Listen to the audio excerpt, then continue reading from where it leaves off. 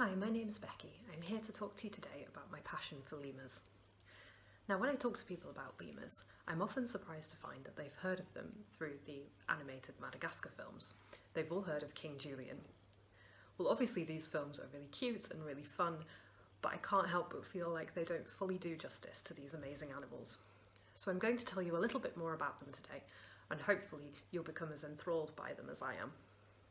So to start with, here is a picture of me with a ring-tailed lemur above my head at the Cotswold Wildlife Park a couple of years ago. As you can see, she's not nearly as interested in me as I am in her. She's busy sunbathing. I'd also really like to meet them in the wild one day as well. So what are lemurs?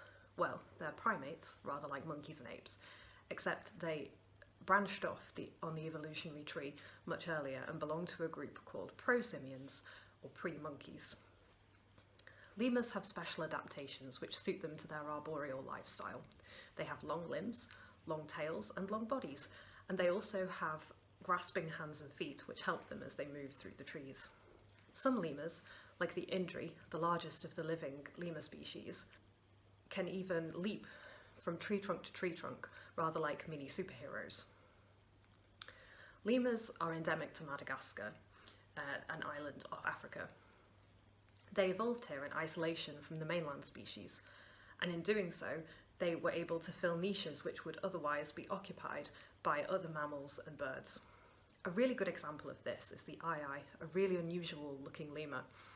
It has a long middle finger which it uses to tap on the bark of tree trunks, and it can feel for grubs and pull them out from underneath the bark a little bit like a woodpecker.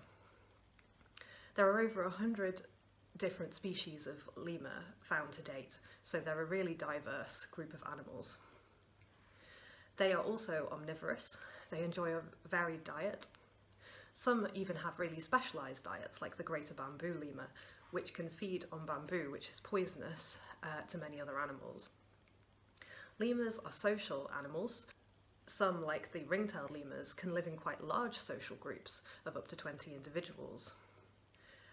In these societies, the females are dominant over the males, which is quite interesting.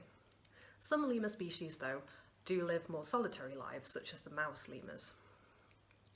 Unfortunately, lemurs are the world's most endangered group of mammals, and this is largely due to humans who threaten them by removing habitat for conversion to agricultural use. But don't fear, there are organisations out there working on lemur conservation and working to protect Madagascar's unique biodiversity. I really recommend checking out the Lemur Conservation Network for more information on this, along with this really interesting cast of characters, the lemurs. I hope you enjoyed my talk today. Thank you very much for listening.